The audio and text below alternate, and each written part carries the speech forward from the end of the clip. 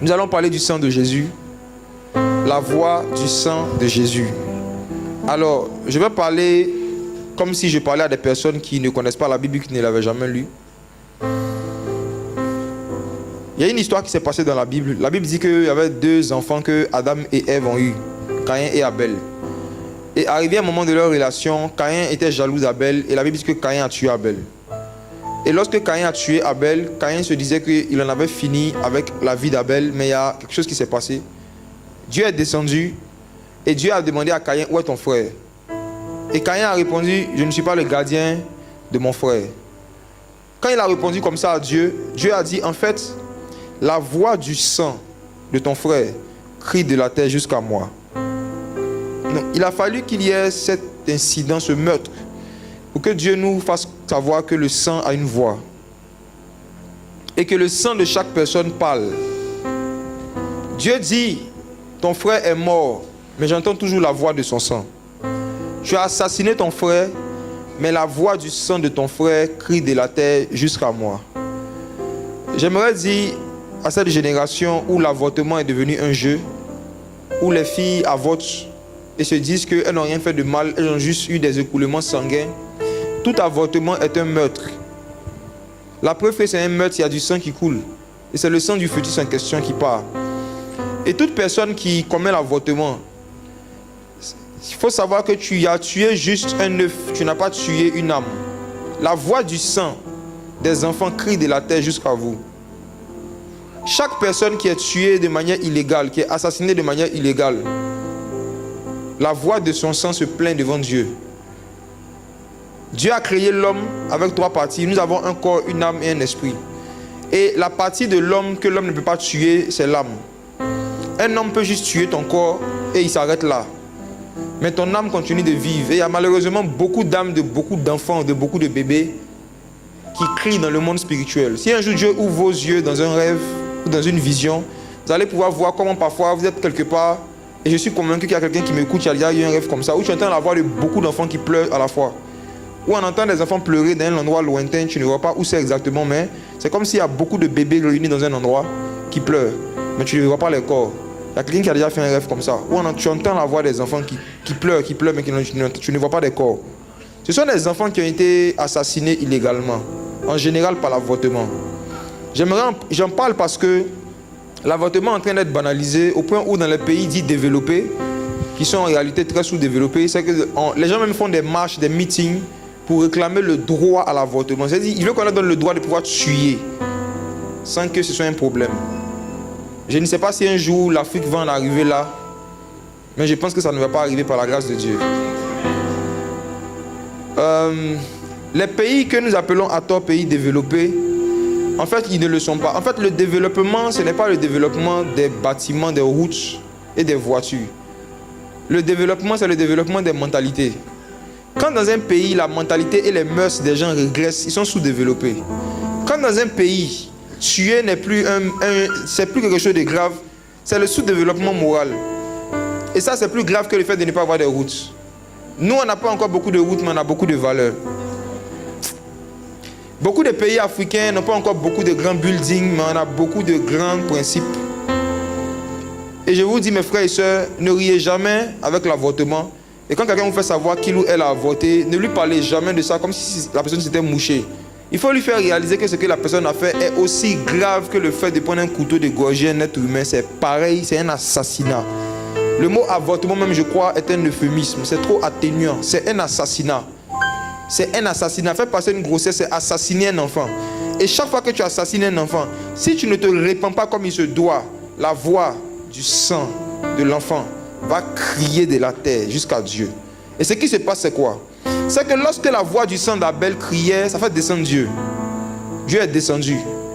Vous savez, ce n'est pas seulement la prière des chrétiens qui attire la présence de Dieu. La voix du sang des innocents aussi attire la présence de Dieu. Vous allez voir qu'en général, les pays où il y a eu de grands génocides, après ça, ont connu de grands réveils spirituels. En fait, Dieu descend toujours d'une manière particulière dans un lieu où beaucoup de sang innocent a été versé. Et je pense que l'une des raisons pour laquelle la Côte d'Ivoire est en train de vivre ce réveil que nous vivons dans le pays, c'est parce qu'il y a beaucoup de sang innocents qui ont été versés depuis 2002. La voix du sang de beaucoup de femmes enceintes crie de la terre jusqu'à Dieu.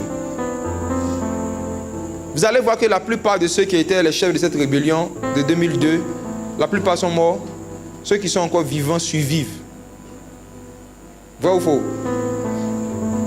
La plupart sont morts. Et la plupart sont morts dans des conditions auxquelles on ne s'attendait pas en tout cas. La plupart n'ont pas eu une mort douce, normale. La plupart de ceux qui étaient vraiment les vrais chefs. Ceux qui sont encore en vie survivent dans des pays étrangers. Ils ne vivent plus. Vous savez, ce n'est pas possible d'être en paix dans son cœur quand tu as enlevé la paix dans une famille. Ce n'est pas possible d'être en paix dans son âme quand tu as enlevé la paix dans un pays. Ce n'est pas possible. La paix est spirituelle. Et toute personne qui enlève la paix aux autres, la paix lui sera enlevée aussi. La seule solution, c'est le sang de Jésus. Et maintenant, lorsque nous lisons Hébreux 12, le verset 24, la Bible nous dit que le sang de Jésus a une voix qui dit de meilleures choses, qui parle mieux que le sang d'Abel. Ce soir, je vais partager un message sur la voix des miracles et la voix du sang de Jésus. Pourquoi est-ce que Dieu fait des miracles? Pourquoi Dieu veut faire des miracles? Et pourquoi est-ce que le Seigneur a versé son sang sur la croix? Ça sera les deux grands points du message de ce soir. Chaque miracle que Dieu opère est d'abord une manifestation de son amour envers la personne. Si c'est un malade que Dieu guérit parce qu'il aime. Dieu ne guérit pas les malades pour montrer qu'il est puissant. Mais Dieu guérit les malades pour montrer qu'il est amour. Amen. Derrière les guérisons miraculeuses, le Seigneur veut que l'homme voie son amour, pas sa puissance. Parce que dans Romains chapitre 1, la Bible dit que la puissance de Dieu est déjà visible à l'œil nu si on regarde la création. C'est-à-dire qu'on n'a pas besoin d'une guérison miraculeuse pour savoir que Dieu est puissant. Il faut juste étudier la nature. Lorsque tu étudies comment est-ce que le soleil, la lune, les temps fonctionnent, tu vois qu'il y a une puissance qui gère tout ça. Lorsque les scientifiques commencent à étudier comment est-ce que l'univers fonctionne, ils voient qu'il y a une puissance qui agit quelque part. Donc la puissance de Dieu est déjà dans toute la création. Et à travers le fonctionnement de la création, c'est qu'il y a un créateur puissant qui gère toutes les galaxies qui est derrière ces choses. Mais quand Dieu décide de guérir miraculeusement ou de faire sortir quelqu'un miraculeusement d'un problème, c'est pour démontrer son amour. Son amour. Donc, derrière chaque miracle de Jésus, il y a un message que le Seigneur veut faire passer. Les miracles sont des enseignements. Les miracles sont des messages. Les miracles sont des prédications. Dieu ne fait pas des miracles pour faire du spectacle. Il fait des miracles pour enseigner. Amen. Donc, voici pourquoi. Si Dieu a déjà fait quelque chose de miraculeux dans ta vie et que tu n'en as tiré aucun enseignement, Dieu considère qu'il a agi en vain. Si Dieu t'a déjà tiré miraculeusement d'un problème un jour dans ta vie et que tu n'en as tiré aucun enseignement, Dieu considère que tu as manqué le but pour lequel il a fait le miracle. Et la plupart des gens pour qui Dieu fait un miracle, deux, et qui n'en tirent pas des leçons, Dieu n'en fait plus pour eux. Et je vais montrer ça avec la parole de Dieu. Chaque miracle, il y a un message que le Seigneur veut faire passer. C'est pour cela, si vous lisez les évangiles, vous allez voir que la plupart de ce qu'on raconte sur Jésus, c'est les histoires des miracles. Mais pourtant, c'est ce qu'on prend pour enseigner. Jésus qui a guéri la femme qui avait la perte de sang. Jésus qui a ouvert les yeux des aveugles. C'est à partir des miracles de Jésus que les gens enseignent l'évangile. Est-ce que vous voyez? Et si vous lisez les évangiles, ce qui me plaît dedans, c'est que il y a plus de récits de miracles dans les évangiles que de prédications. Oui. Dans Matthieu, Marc, Luc, Jean, il y a plus d'histoires sur des miracles et des signes que Jésus a opérés que sur des enseignements qu'il a donnés. Si vous voulez compter à combien d'enseignements et puis à combien de miracles, vous allez voir. Le livre de Marc, on n'en parle pas. Si on devait changer le nom du livre de Marc et donner un autre nom, on allait appeler ce livre miracle. Marc, lui, n'est pas rentré dans la généalogie. Il a commencé direct. Il dit Jésus a chassé les démons guéris. Marc chapitre 1, il commence en même temps. Marc, il a passé son temps à mettre l'accent sur les miracles, les signes, les prodiges que Jésus a opérés. Et il a donné ça à l'église parce que c'est un enseignement. Donc mes frères et sœurs, n'écoutez pas quelqu'un qui va vous dire, au lieu d'aimer les miracles, vous devez plutôt aimer l'enseignement. Dis-lui que c'est la même chose. Ne soyez pas complexé de quelqu'un qui va vous dire, ne courez pas derrière les miracles, courez derrière l'enseignement. Ne courez pas derrière les miracles dans lesquels il n'y a pas d'enseignement. Mais si c'est des miracles qui viennent de Jésus, c'est un enseignement. C'est nous qui faisons la différence entre tant de miracles et puis tant d'enseignements. Pour Jésus, c'est la même chose. L'enseignement, c'est la parole de Dieu théorique. Les miracles, c'est la pratique. Et vous allez voir que dans tout système éducatif, l'enseignement est théorique et pratique. Les systèmes où les gens sont vraiment bien formés, on t'explique des choses et puis après on fait exercice d'application. Et c'est comme ça que l'église originelle que Jésus a bâtie fonctionnait. On parle des dons spirituels, on vit les dons spirituels. On parle de la prière, on pratique. On parle de la guérison, on voit. On dit que Dieu connaît les pensées des hommes, on démontre. C'est ça l'église normale. Théorie, pratique. Celui qui est toujours dans la théorie de la parole de Dieu et qui ne la voit pas se manifester, n'aura pas la foi. Il aura la croyance. Je dis, celui qui entend toujours la parole de Dieu, celui qui lit simplement la Bible, mais qui ne voit pas les choses qui sont dans la Bible, sortir de la Bible, et puis se manifester physiquement, il n'aura pas la foi. La Bible dit que la foi est basée sur la puissance de Dieu. Paul dit aux chrétiens de Corinthe, lorsque je suis venu vous annoncer l'évangile, je ne suis pas venu avec des discours persuasifs de la sagesse humaine, mais avec une démonstration d'esprit et de puissance, de peur que votre foi soit fondée, pas sur la puissance de Dieu, mais sur la sagesse des hommes. Donc la foi authentique, la foi biblique, c'est une foi qui est fondée sur la puissance de Dieu qu'on a vue à l'œuvre. Et je prends un exemple, la femme samaritaine. Laissons-la même. Prenons encore une autre. La femme qui avait la perte de sang depuis 12 ans. Mes frères, cette femme, personne ne lui a donné un enseignement sur la foi. Comment avoir la foi, petit 1. Comment la foi se manifeste, petit 2. Si tu veux croire, place-toi comme ça. Les 5 clés, les 4 techniques pour avoir une foi inébranlable. Tous ces gens de messages-là, la femme ne lui a pas donné cela. La femme qui avait la perte de sang depuis 12 ans, la Bible dit qu'elle s'était promenée de médecin en médecin, de docteur en docteur. Elle n'avait pas trouvé de solution. Mais elle a entendu dire et elle a vu Jésus guérir des malades. Parce qu'elle a vu la puissance de Jésus se manifester, elle a eu la foi. Sa foi s'est réveillée lorsqu'elle a vu les miracles. Elle a commencé à croire que Jésus pouvait faire quelque chose pour elle parce qu'elle a vu Jésus faire quelque chose pour quelqu'un d'autre, simplement. Ce n'était pas suite à un long séminaire sur les 5 clés de la foi que cette femme a eu la foi. Elle ne venait même pas aux enseignements de Jésus parce qu'elle n'était même pas convertie. C'était même pas une disciple. C'était une païenne qui cherchait juste la guérison. Elle ne cherchait pas l'enseignement. Elle cherchait la guérison. Parce qu'elle souffrait. Mes frères, qui parmi vous, lorsqu'il partait à l'école, lorsqu'il souffrait de tout son corps, pouvait se concentrer sur l'enseignement?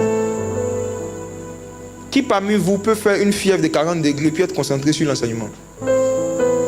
C'est quand on est en bonne santé qu'on comprend bien ce qu'on nous explique, non? J'ai dit ça pour ceux qui aiment persécuter les malades. Les religieux, les pharisiens en bonne santé qui aiment dire aux gens, ne courez pas derrière les miracles. C'est parce que toi tu marches. C'est pour ça que tu cours. C'est pour ça que tu cours pas. Tu vas bien. Ça c'est le discours des gens qui vont bien.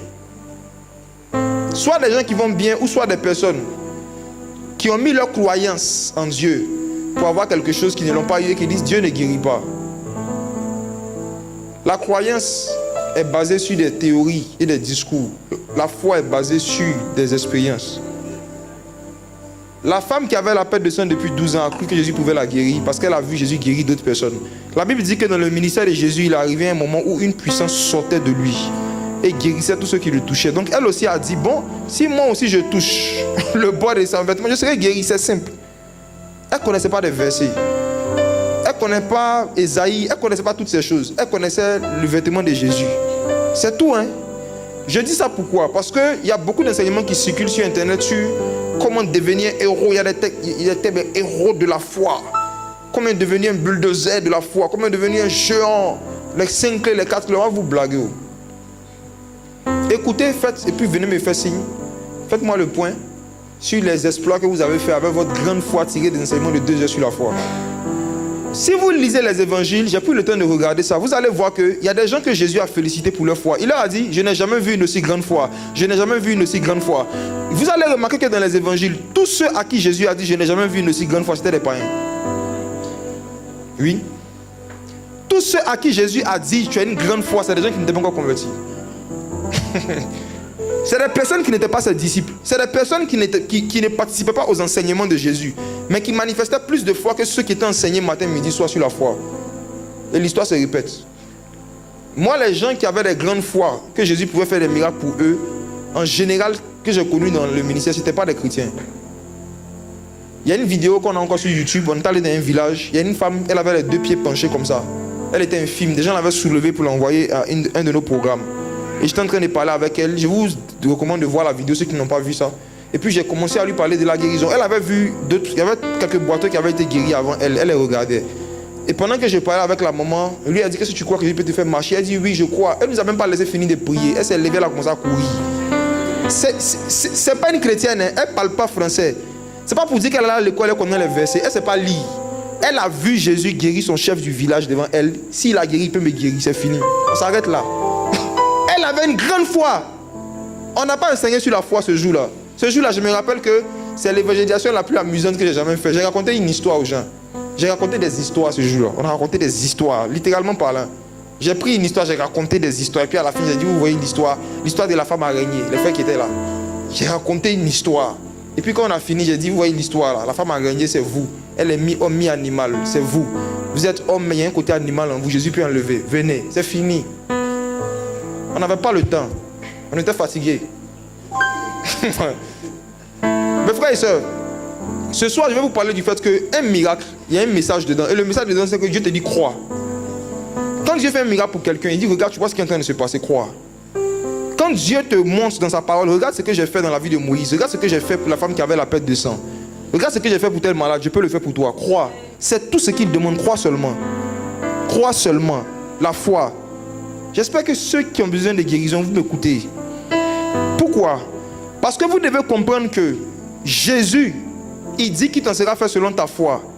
Lorsque tu demandes quelque chose à Jésus, ta réponse, ça ne sera pas en fonction de la foi de celui qui prie pour toi.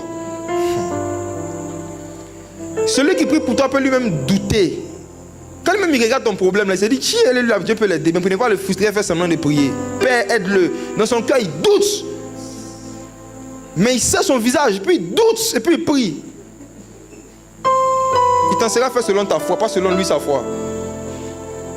La Bible dit les aveugles sont venus voir Jésus pour demander la guérison. Il dit, vous croyez qu'il peut faire ça? Les aveugles disent oui. Il dit, qui vous envoie faire selon votre foi? Même pas selon moi, ma foi, Jésus. Selon votre foi. Et puis les regarder, puis ils ont été guéris. En fait, quand l'onction du Seigneur est disponible, on n'a pas besoin de prier pour toi pour que tu sois guéri. On a besoin de t'aider à croire. L'enseignement, le but de l'enseignement, non, c'est de t'aider à croire que Jésus peut t'aider. Sinon, on peut venir commencer à prier directement. On peut le faire. Mais ce n'est pas évident que si on le fait, tu auras assez de foi pour recevoir la guérison. L'enseignement vient nous aider. L'enseignement est comme une béquille qui vient aider à dire, regarde, crois que Jésus peut t'aider ce soir. La voie des miracles. Je vais prendre Exode chapitre 4 pour expliquer cela. Derrière chaque miracle, il y a une voix, il y a un message. Exode 4, allons-y. À partir du verset 1. Moïse répondit et dit, voici, ils ne me croiront point et ils n'écouteront point ma voix. Mais ils diront, l'Éternel ne t'est point apparu. De quoi il s'agit ici? Dieu a apparu à Moïse et il lui a dit d'aller voir les enfants d'Israël pour leur dire qu'il lui a apparu et qu'il l'envoie pour les faire sortir. Mes frères, si on veut être logique, pourquoi est-ce que Dieu ne va pas apparaître directement aux enfants d'Israël?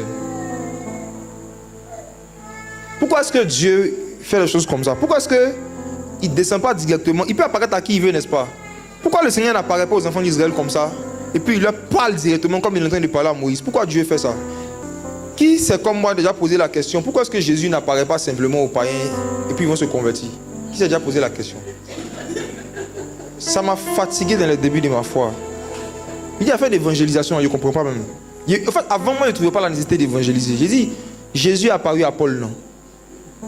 Donc la faculté d'apparaître là, il n'a pas perdu ça. Il a quel problème? Pourquoi est-ce que on doit aller dire aux gens de se convertir, on doit aller leur parler, on va discuter avec eux, leur montrer les versets, ils vont nous insulter? Je ne comprenais pas la logique. J'ai dit, tu es un Dieu qui sait apparaître. Mais apparaît.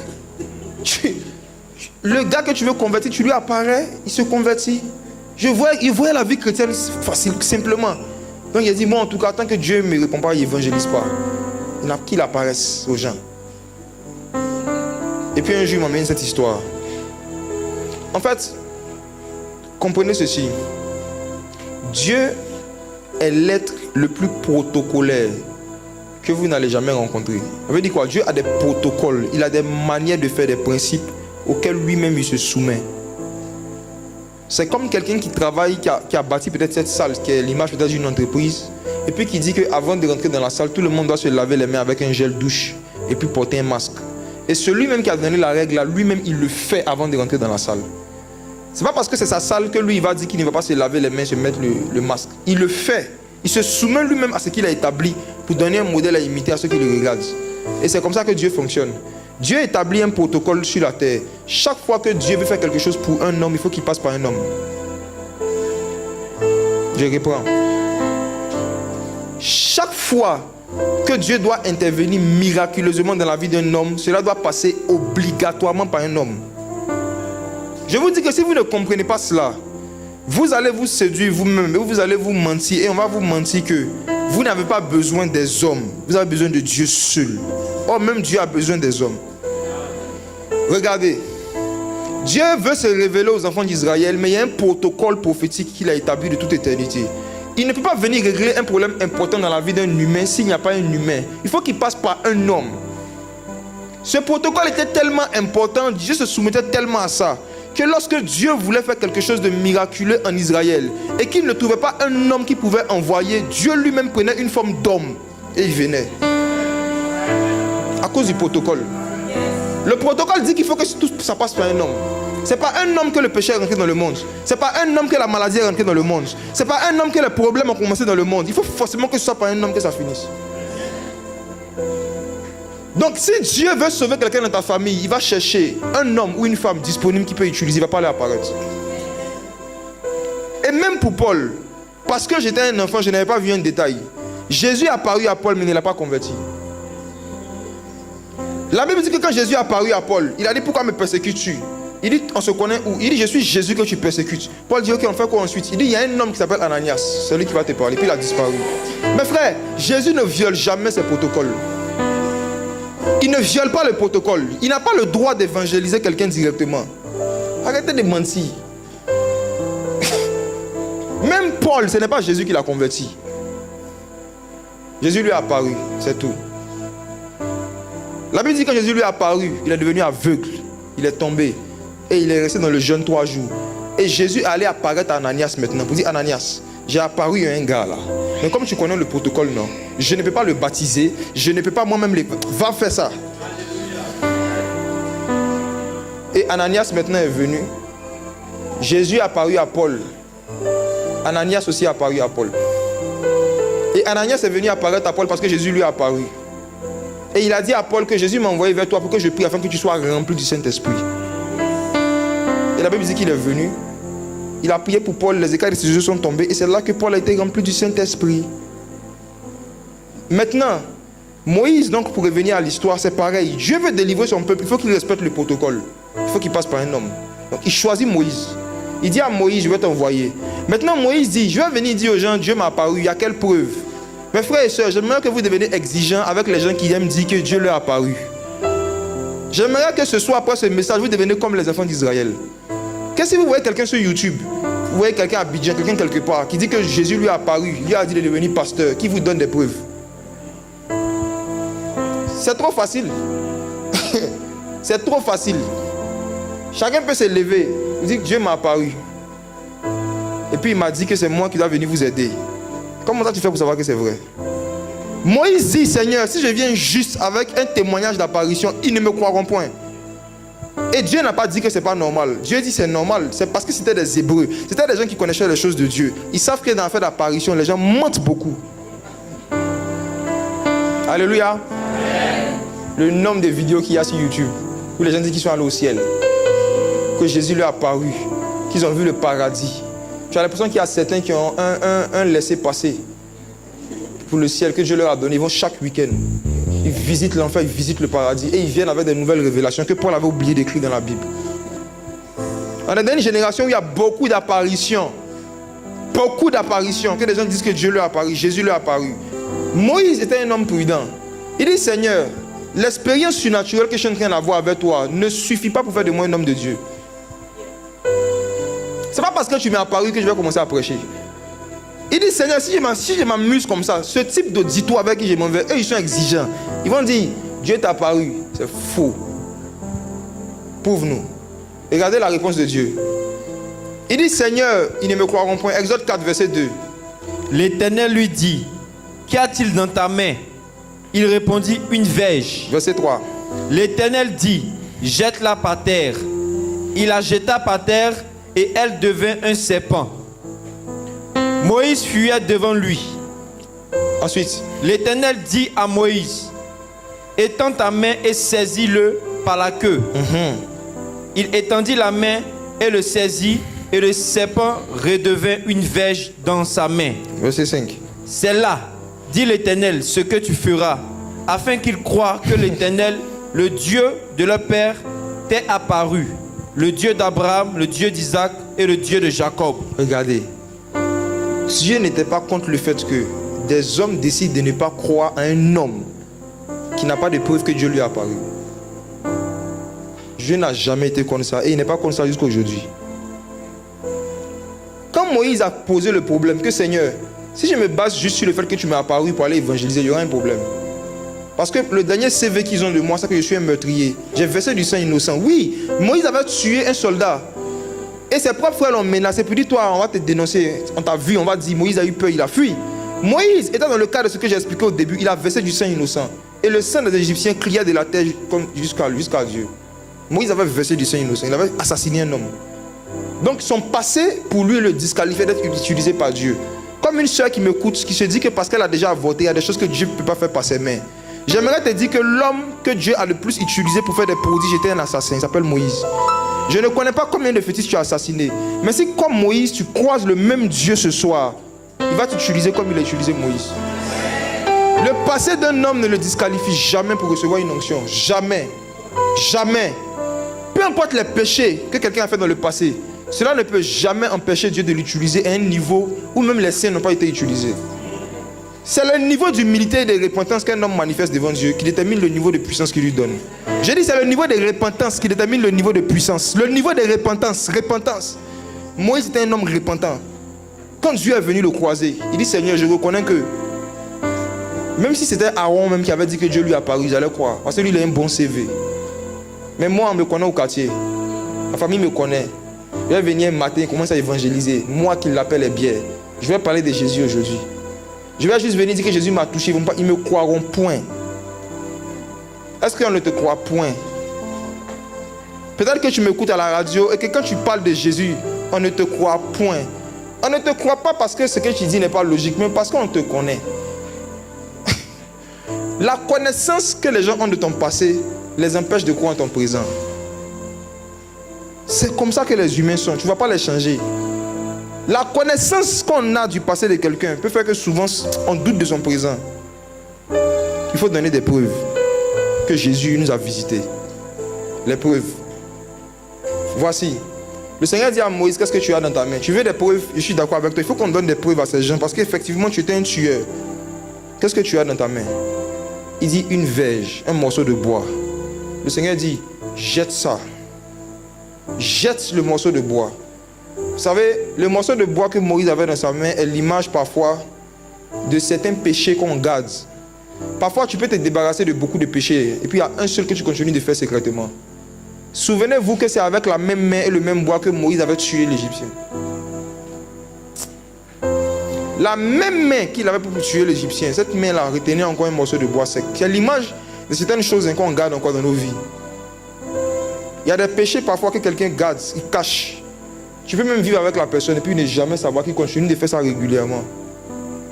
Mais le jour où la présence de Dieu, où l'évangile va te toucher, le Seigneur va te dire, si tu veux que tu utilises là, jette ce que tu as dans ta main. Qu'est-ce que tu as dans ta main? Moïse, qu'est-ce que tu as dans ta main? Ma soeur, qu'est-ce que tu as dans ta main? Tu es venu avec quoi dans ta main? Si on rentre dans ton WhatsApp, qu'est-ce qu'on va voir dans ta main? Qu'est-ce que tu as dans ta main ce soir? Il y a des personnes ici, ils avaient de l'argent dans votre portefeuille. Cet argent, c'est de l'argent volé cette semaine. Qu'est-ce que tu as dans ta poche? Moïse. Moïse. Il y a le feu ici, Moïse. Qu'est-ce que tu as dans ta main? Il dit, Seigneur, un morceau de bois. Le Seigneur dit, jette ça. L'image de la repentance. Répands-toi encore, Moïse. Jette ça. La Bible dit que lorsque Moïse a jeté, ce qui ressemblait à un simple bois est devenu un serpent. Et vous savez, il y a des péchés, tant que ça est dans nos vies, on ne voit pas l'esprit qui est derrière. Quand tu te débarrasses de certains péchés, c'est là que tu vois leur vraie nature. Il a fallu que Moïse s'éloigne de son bâton pour qu'il voit qu'en fait, c'est avec un serpent il marchait. Hi! Il y a des personnes, ce que vous appelez votre faiblesse là, c'est votre serpent. Ce que vous appelez votre péché mignon, c'est votre serpent mignon. Jetez, vous allez voir. Ça veut dire, essayez de vous séparer de ça, vous allez voir les rêves que vous allez commencer à faire. Moi, je me rappelle, quand j'étais rappeur, le jour où j'ai dit que je ne rappe plus, la même nuit, j'ai fait un rêve. J'ai vu vraiment que c'était un serpent qui était dans ma main. Ce beau rap. J'ai fait un rêve où on me place sur un podium. Et on me montre des foules qui sont en train de scander mon nom d'artiste à l'époque. À l'époque, on m'appelait le cardinal. Ça était mauvais. Et dans mon nom de rappeur. Et dans le rêve, je vois des milliers de personnes en train d'écrire le cardinal, dans un concert. Et soudain, je me retrouve dans les vestiaires du concert et je vois des hommes que je reconnais. Parce que avant, dans le monde, moi, je faisais des rêves où on venait me donner des paroles de rap. Et ceux qui me donnaient mes paroles de rap, là, je les ai reconnus, j'étais là encore. Et ils m'ont dit, on a appris que je dis que je ne rappe plus. J'ai dit oui. Ils disent non, rappe un peu. Si tu rappes, on va te donner toute cette foule. Et puis on a déjà fait un compte en banque pour toi. Rappe. Va sur le podium, rappe. J'ai dit non, moi j'ai dit je veux marcher avec Jésus, je ne veux plus de ça. Quand j'ai dit ça, dans le rêve, ils ont soulevé la table qui était devant moi. Et il y a celui qui était devant moi en face, il m'a dit tu ne peux pas nous faire ça. Il a jeté la table sur moi et ils se sont transformés en des animaux. Il y a une queue qui est sortie de là, des griffes sont sorties. Des gens que je prenais pour des humains, je marchais avec eux depuis près de 2 ans. Je faisais des rêves régulièrement où ils me visitaient, ils me donnaient des paroles de rap. Quand je me suis débarrassé d'eux, j'ai vu leur vrai visage. C'est quand tu laisses ton bâton que tu vois que c'était un serpent. C'est quand tu vas vouloir arrêter la masturbation que tu vas voir qu'il y avait un esprit derrière. Ils ne vont pas te laisser comme ça. C'est quand tu vas vouloir arrêter certains péchés, tu vas voir qu'il y avait un esprit. Quand tu vas vouloir rompre avec cette femme mariée, c'est là que tu vas voir qu'il y avait un esprit quelque part. La Bible dit que quand Moïse a jeté son bâton, en même temps le serpent a commencé à venir vers lui. Moïse a fui. Mais Dieu lui a dit, je te donne maintenant l'autorité sur ce serpent. Parce que tu t'es repenti, non? Saisis-le maintenant. Ce qui autrefois te faisait fuir va devenir une âme d'évangélisation. Ce qui te faisait honte là, tu vas prendre ça pour prêcher que Jésus t'a délivré. Ton ancien serpent va devenir ton nouveau micro d'évangélisation. Les péchés dont tu avais honte de confesser, maintenant tu vas parler de ça publiquement comme un témoignage. Si tu rends le témoignage des péchés dont Jésus t'a délivré et qu'il y a des chrétiens qui ça agace, laisse-les continuer de t'agacer, continue aussi. Ça agace certains, ça édifie d'autres. C'est parce qu'eux ils ont déjà entendu ça plusieurs fois que ça les agace. Mais il y a des gens qui viennent entendre ça pour la nouvelle fois et ça les édifie. Continue. Que les agacés se déconnectent. Continue. Moïse prend le bâton par la queue. Et ensuite, ça continue. Deuxième signe. Deuxième miracle. Le premier miracle, c'est le miracle de la repentance et du fait que maintenant Dieu te donne l'autorité sur les péchés que tu avais auparavant. C'est là que les gens vont croire vraiment que Jésus t'a envoyé. Tes proches qui te connaissent, quand ils vont voir que les choses qui te dominaient hier, tu domines ça aujourd'hui. Le serpent qui te faisait fuir hier, tu attrapes le serpent. Tu arrives à vaincre les péchés que tu n'avais pas à vaincre. Ça serait un signe que Dieu t'a changé. Quand ils vont voir que des mauvais caractères que tu avais l'habitude de manifester, tu ne manifestes plus. C'est là qu'ils vont te croire que Dieu t'a apparu vraiment. Ce n'est pas juste les discours. Ici, aller à un programme, je t'ai touché, ça ne veut rien dire pour les païens. Qu'est-ce qui prouve que tu as été touché? Change, domine tes serpents, domine tes mauvais caractères, saisis tes mauvais caractères par la queue. Quand ils vont voir qu'il y a des mauvais comportements que tu arrives à dominer, ils vont croire que Dieu t'a envoyé, Dieu t'a visité, Dieu t'a apparu, Dieu t'a touché vraiment. Tant que vos amis, vos connaissances qui sont païens ne rendent pas témoignage que vous avez changé, c'est que vous n'avez pas changé. Je réponds rapidement. J'ai dit, si les païens ne peuvent pas rendre témoignage que vous avez changé les caractères, c'est que vous n'avez pas changé. Parce que vos frères en Christ et vos soeurs en Christ, là, ils vous aiment trop, ils ne veulent pas vous blesser. Donc ils sont toujours dit, oh ma soeur, tu es bien, tu es quelqu'un de superbe, tu es bien, tu es un homme bien, tu es une soeur, quand ils te voient, je sens l'amour de Dieu dans tes yeux. On est toujours en train de se flatter entre nous. Jésus dit, je vous envoie comme des agneaux au milieu des loups. C'est les loups qui doivent dire que tu es un agneau. Quand tu avais les agneaux là, tu peux même être un loup déguisé en agneau. Les agneaux vont dire que tu es un agneau. Mais les loups, quand tu avais les loups, quand tu te déguises en agneau, ils vont t'attirer. Enlève ton déguisement. Ce qu'on est ici, il y en a entre loups. Il faut que des païens qui t'ont connu hier rendre témoignage de certains caractères que maintenant tu as changé. Hein. Si on ne t'a jamais dit ça, il faut te revoir. C'est la voie du premier signe. C'est le premier miracle que le Seigneur opère, la transformation du caractère. C'est ça qui est une preuve pour les païens que Jésus nous est apparu.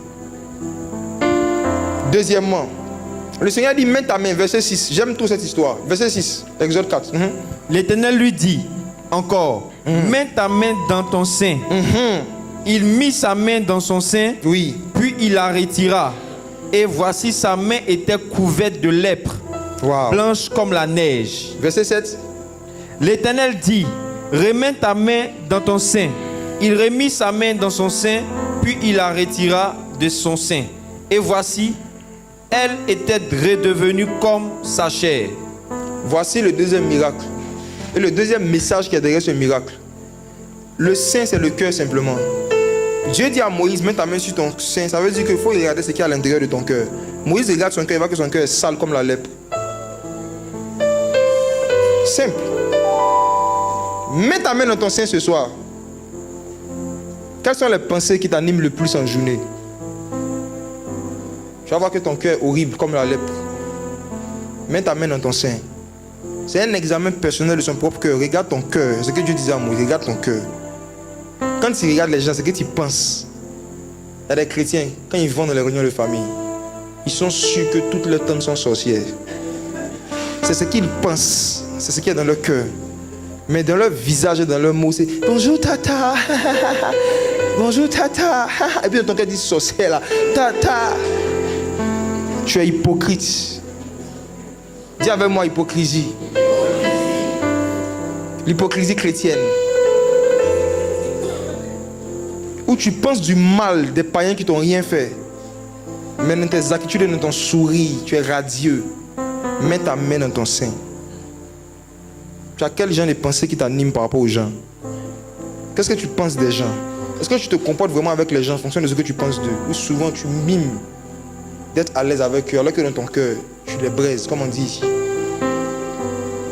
Vous savez, Dieu, la Bible dit que Dieu regarde au cœur.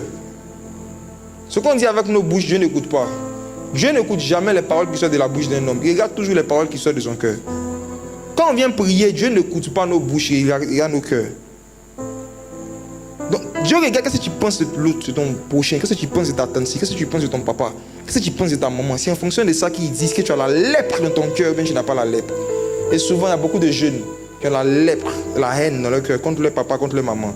Mais une lèpre bien cachée, bien maquillée. En fait, il y a des jeunes qui sont encore dans la maison de leurs parents parce qu'ils sont un peu comme Pierre.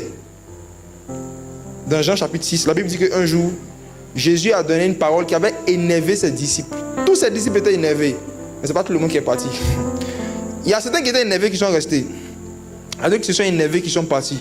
Maintenant, les énervés qui sont restés, Jésus leur dit, et vous ne partez pas. Jean chapitre 6. Vous ne partez pas. Et on dit, Pierre a pris la parole, il dit, Seigneur, à qui irions-nous?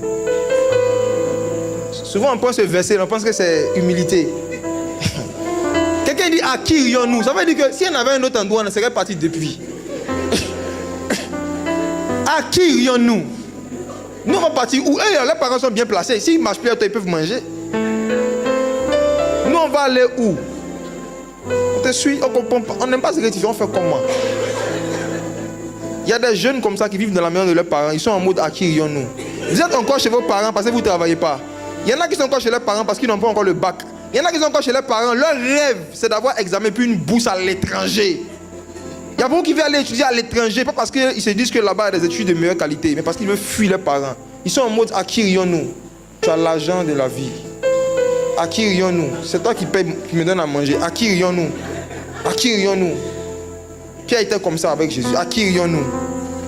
Tu nous dis que celui qui ne mange pas ta chair, qui ne boit pas ton sang peut pas être sauvé.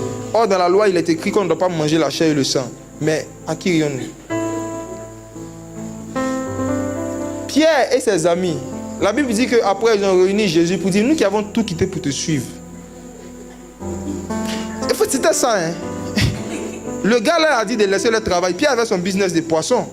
Jésus lui a dit, laisse tout, suis-moi. Donc il le prenait en charge, c'était Jésus. Souvent on ne se rend pas compte.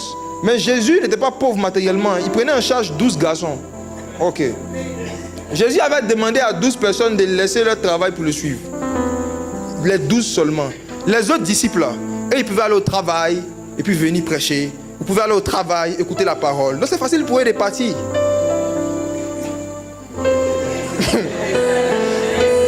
Ceux à qui Jésus a dit, laissez tout pour me suivre là, ils sont d'accord, ils ne sont pas d'accord, ils sont là. Et beaucoup, vous travaillez dans des entreprises, c'est comme ça. Vous regardez l'entreprise avant de rentrer le matin, lundi. À qui rions-nous? Puis vous rentrez. Il y a des gens où vous travaillez dans des endroits là. Quand on vous confie des tâches là, cette phrase-là revient. À qui rions-nous? C'est parce qu'il n'y a pas l'autre travail. Tu as le salaire de la vie. C'est pour ça qu'on est là.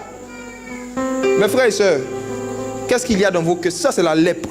Le fait de travailler dans un endroit en tant que chrétien, puis murmurer contre ses supérieurs, peu importe ce qu'ils ont fait, c'est un péché. Le fait de détester des personnes qui sont élevées au-dessus de nous en autorité, c'est un péché. Dieu ne nous donne pas ce droit, nous qui sommes ses enfants. Dieu ne nous donne pas ce droit. Dieu ne nous donne pas ce droit. Le Seigneur dit d'aimer même ses ennemis. Jésus dit qu'il devient son disciple. Même ton ennemi, tu n'as pas le droit de lui en vouloir. Même ton ennemi. À plus forte raison, quelqu'un qui paye ton loyer. Ton patron n'est pas ton ennemi. Ce n'est pas parce que quelqu'un te blesse qu'il est ton ennemi. Il te blesse, mais il te donne ton salaire, non? Même s'il est ton ennemi, Jésus dit que tu n'as pas le droit de le haïr. Donc quand tu haïs quelqu'un, peu importe ce qu'il a fait en tant qu'un chrétien, c'est une lèpre qui est dans ton cœur. Chaque rancune qu'on garde contre quelqu'un, c'est la lèpre. Mets ta main dans ton sein. Moïse avait gardé une dent contre les enfants d'Israël parce qu'il était venu les aider. Il a fait une erreur, ils l'ont rejeté. Et puis Dieu vient dire, lui, il n'a qu'à aller les sauver. Il dit, Seigneur, on va quelqu'un d'autre. Si vous regardez à la suite de la conversation, Moïse a refusé que Dieu passe par lui pour sauver ses frères, parce que ses frères l'avaient rejeté. Il avait essayé de les aider une fois. Il a fait une maladresse. Comme un pasteur disait, le pasteur Yannick Diaz, il dit qu'il imagine le niveau de violence et de musculature que Moïse avait. Parce qu'on dit que c'était deux de ses frères qui se battaient avec un soldat. Il est venu séparer, il a tué un. Il dit, c'est pas lui qui se battait. On dit deux personnes se battent, non? Eux-mêmes, ils ne se tuent pas. Maintenant, celui qui vient se séparer, il tue. Imaginez comment il était violent. Nerveux. Séparation, il tue quelqu'un dedans. Au point où même ceux qui se battent sont étonnés. Il dit, tiens. C'est ceux qui se battaient là même qui lui ont dit, c'est comment tu tues? Et on dit le lendemain encore, ils se battent, des frères se battaient. On dit, tu veux nous tuer comme tu as tué l'Égyptien. On te connaît, toi tu ne sais pas, tu tues. Moïse était blessé. Il a traîné ça pendant 40 ans. Et le jour où Dieu s'est révélé à lui, Dieu lui dit, Moïse, mets ta main dans ton sein. Je vais te montrer l'état de ton cœur par rapport à tes frères.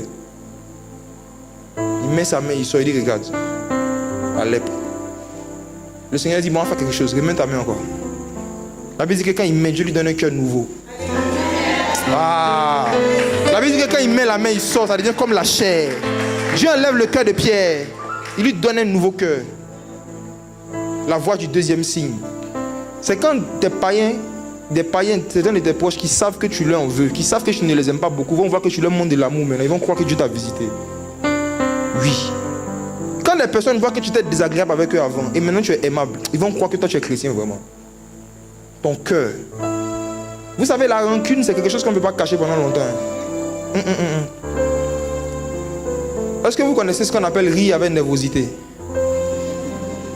Rire avec colère. Un rire nerveux. Vous connaissez les rires nerveux? Tu ris et puis dans ta manière de rire, on sait que tu es énervé. Il y a des personnes quand ils sont énervés, ils sont comme ça.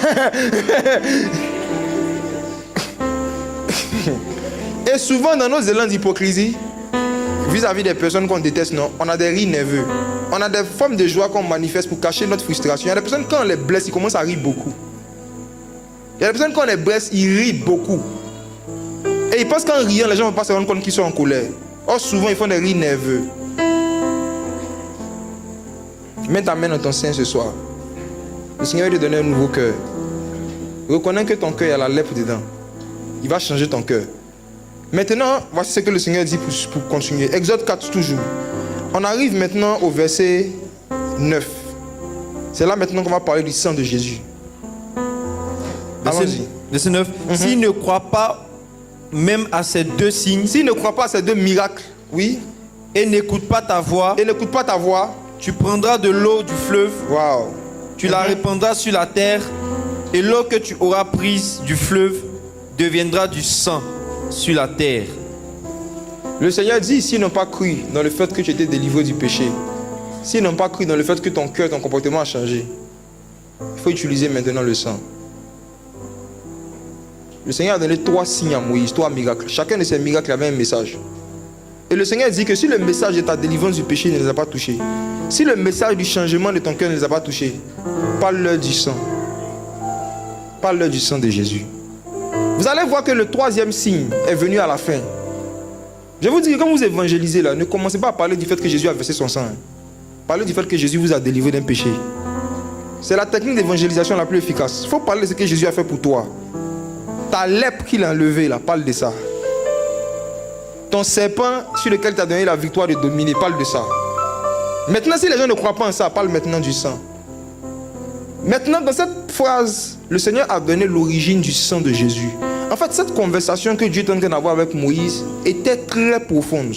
Le Seigneur est en train d'expliquer comment est-ce que le processus du salut allait venir. Le Seigneur est en train de parler du fait qu'il allait avoir 3 grandes saisons dans l'histoire de l'humanité. Et que si les gens ne croient pas en la première saison et qu'ils ne croient pas en la deuxième, il y a du sang maintenant qui va venir.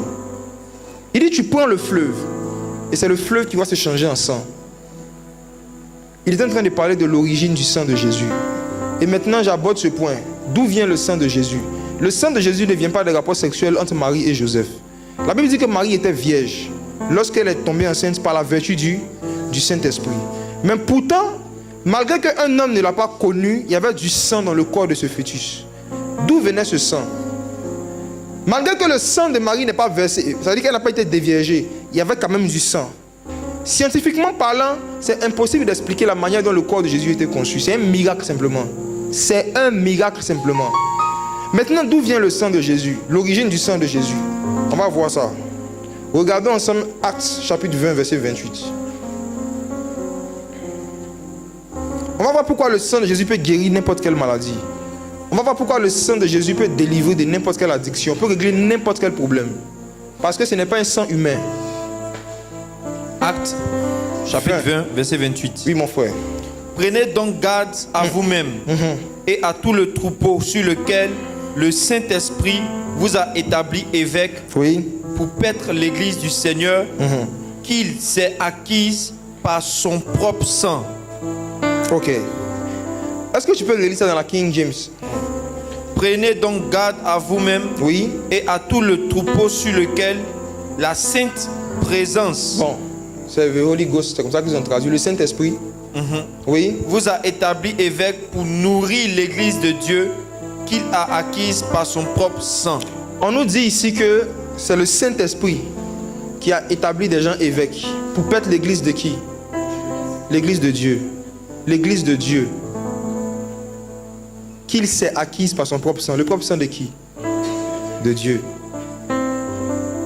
Paul a dit ici que ce qu'on appelle l'église, c'est un ensemble de personnes qui ont été rachetées par le propre sang de Dieu. Ce n'est pas le sang de Marie ni de Joseph, c'est le sang de Dieu. Ce qu'on appelle le sang de Jésus. Maintenant, d'où vient ce sang? Dieu avait commencé à donner des éléments de réponse par Moïse. C'est le fleuve qui s'est transformé en sang. En fait, ce qu'on appelle le sang de Jésus, ce n'est rien d'autre que l'eau, le fleuve qui sort du trône, qui sort de l'agneau. Et quand ça vient sur la terre, ça devient du sang. Le Seigneur a dit que quand tu vas faire sortir le fleuve et que tu vas le mettre sur la terre, c'est sur la terre que l'eau va se changer en sang. À la base, en fait, c'est de l'eau. Mais comme les gens ont un problème de sang, l'eau prend la forme du problème que les gens ont sur la terre. En fait, quand je vais évoluer, vous allez voir que l'eau en question, c'est la parole de Dieu. Et que lorsque tu reçois la parole de Dieu va prendre exactement la forme du problème que tu as. S'il y a un besoin de sang, l'eau va devenir du sang. S'il y a un besoin de vin, l'eau va se changer en vin. En fait, l'eau, qui est la parole de Dieu, lorsqu'elle est reçue, elle prend la forme exacte du problème que tu rencontres. Pour celui qui a besoin de guérison, la parole va se transformer en délivrance. Pour celui qui a besoin de consolation, la parole va devenir la joie. Le fleuve qui devient du sang, la voix du 3e signe, la voix du sang de Jésus qui parle mieux que le sang d'Abel. Regardez quelque chose. Regardons avec moi Jean chapitre 2, une histoire qu'on connaît, les noces de Cana. Dieu est en train d'annoncer par Moïse que quand le Messie allait venir sur la terre, il allait changer l'eau en sang. Regardons, Jean chapitre 2. On connaît l'histoire, n'est-ce pas, où Jésus était à un mariage. Il était à un mariage. Et une parenthèse, Jésus n'était pas venu bénir le mariage parce que Jésus n'a pas prêché au mariage. Et une parenthèse, Jésus était au mariage, mais il était simple invité. Et une parenthèse, quand Jésus était au mariage, mes frères et sœurs, il n'avait pas une table d'honneur, une place d'honneur. Dans l'histoire, on ne le connaît même pas. Les mariés ne savent même pas, jusqu'à la fin de l'histoire, ils ne savaient même pas d'où le vin est venu. C'est pour dire simplement qu'en fait, le fait de se dire que mon mariage n'a pas été béni par un homme de Dieu, c'est un raisonnement qui n'a rien à voir avec la parole de Dieu. Parce que dans la parole de Dieu, il n'y a aucun mariage qui a été béni par un homme de Dieu. Je dis, il n'y a aucun mariage dans la Bible qui a été béni par un homme de Dieu. Aucun. C'est aux parents que Dieu a donné l'autorité de bénir les enfants par rapport au mariage. Ce que Jésus a fait dans ce mariage, c'est qu'il est venu apporter ce qui manquait au mariage. Il y avait un problème de vin, il a apporté du vin, il s'est arrêté là. Amen. Donc si vraiment un homme de Dieu veut bénir un mariage, il doit pouvoir ce qui manque au mariage matériellement. Amen. C'est comme ça on bénit les mariages, non? Dans la nouvelle alliance, c'est comme ça on bénit les mariages, ok? Voilà. Il vient au mariage, on dit il y a un problème de vin, il s'arrête là. Tu viens, on dit les mariés n'ont pas climatiseur, tu achètes, tu t'arrêtes là. Tu viens, on dit les mariés n'ont pas encore une télé, tu leur donnes, tu t'arrêtes là. Ok. Jésus vient au mariage. Jésus n'avait pas une cave. Jésus n'était pas responsable des bars. Mais c'est lui que Marie vient voir. Lorsqu'il y a un problème de vin, pour lui dire, ils n'ont plus de vin. Si vous-même vous étiez là à l'époque, et que vous voyez Marie venir vers Jésus qui était charpentier de profession, s'il y avait un problème de table, on pouvait comprendre. Un problème d'alcool, elle vient voir le Messie pour lui dire, ils n'ont plus de vin. Si nous étions là, n'est-ce pas qu'on allait dire à Marie, mais pourquoi tu le vois par rapport à ça? Qu'est-ce que tu essaies de nous dire en fait? Genre, il s'y connaît un peu, mais il se joue le Messie. il a une culture, donc il y a des solutions par rapport au vin. Mais il se joue le fils de Dieu consacré. La Bible dit, Marie a dit, ils n'ont plus de vin. Jésus n'était même pas dans le comité d'organisation du mariage. Jésus, il savait quelque chose que Marie savait. C'est les deux seulement qui savaient. Et mes frères, j'aimerais vous dire que ici, là, ce n'était pas la première fois que Jésus faisait un miracle. Si Marie n'avait jamais vu Jésus faire un miracle, si elle ne savait pas que Jésus pouvait faire un miracle, elle n'allait jamais venir lui poser un problème de vin alors qu'il était charpentier. C'est parce qu'elle savait qu'au-delà de sa qualification professionnelle, il était capable de régler des problèmes qui ne sont même pas normalement dans son CV. Marie savait des choses sur Jésus que personne ne savait à part Marie. Voici pourquoi il y a des prières qu'elle seule faisait. Je vais vous dire quelque chose. Vous ne serez pas capable de prier Dieu pour lui demander si c'est un miracle si vous ne savez pas qu'il peut faire. Il y a des choses que vous n'avez jamais vu Dieu faire, vous ne pouvez pas lui demander de faire. Voici pourquoi plus nous voyons des miracles, normalement notre foi doit grandir. Marie avait vu des choses chez elle. Et elle est venue voir le gars charpentier. Oh, problème de vin. Je te connais. Eux, ils ne savent pas que toi tu règles les problèmes. Moi, je te connais. Maintenant, quelqu'un me dira, non, mais il est écrit que c'était le premier de ces miracles. Non, ce n'est pas ce qu'il y a écrit, lisons. Jean chapitre 2. lisons quelque chose. 3 jours après, non, tel fut à Cana. Jean chapitre 2, donnons la référence aux gens. Lisons verset 11.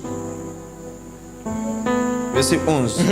Tel fut à Cana en Galilée le premier des miracles que fit Jésus. Il manifesta sa gloire et ses disciples crurent en lui. Lis la même chose dans la King James. C'est la traduction qui a un problème, c'est tout. Regarde comment les anglophones ont dit ça. Oui?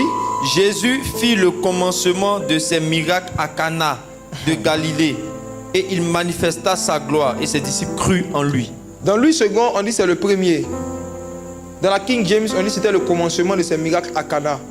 C'est pas la même chose. J'ai commencé à prêcher ici à 19h. C'est à 19h que j'ai commencé à prêcher à la Riviera, mais ce n'est pas la première fois qu'il prêche. Je reprends. Tel fut à 19h le commencement de ma prédication à la Riviera. Mais est-ce que ça veut dire que c'est la première fois qu'il prêche? Le fait même qu'ils ont dit commencement, qu'ils ont mis un lieu, ça veut dire dans le lieu là. C'est là-bas qu'il a commencé, dans le lieu. Mais il faisait avant.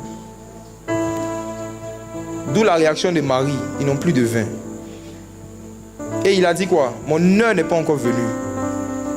Mais quand son heure est venue, Jésus a accompli le 3e signe que Dieu avait donné à Moïse. Il a changé l'eau en sang. Regardons. Quand on prend Jean chapitre 2, et vous regardez à partir du verset 7, le Seigneur avait dit aux gens de prendre des vases et de faire quoi? Tu peux lire s'il te plaît? Jésus leur dit, remplissez d'eau ces vases. Et ils les remplirent jusqu'au bord. Verset 8. Puisez maintenant, leur dit-il, et portez-en à l'ordonnateur du repas. Et ils en portèrent. Jésus a dit de remplir les vases de quoi? D'eau. De remplir quoi? D'eau. Il les remplit quoi? D'eau. Est-ce que c'est l'eau que les gens lui ont demandé? Le vin. Image du sang, ce qui est rouge. On lui demande du vin. Il dit celui qui veut le vin doit d'abord accepter l'eau. La parole. C'est pour ça que je dis que si les gens sont malades, quand on est en train de les remplir d'eau, pendant qu'on leur donne la parole, s'ils n'écoutent pas la parole, ils risquent de ne pas avoir de vin. Celui qui méprise l'eau méprise le vin. Celui qui méprise la parole méprise le sang de Jésus. Celui qui méprise l'enseignement méprise les miracles. On ne peut pas dissocier les deux. Les enseignements sont des miracles et les miracles sont des enseignements. C'est l'eau qui est le sang, c'est le sang qui est l'eau. Jésus dit remplissez d'eau ces vases.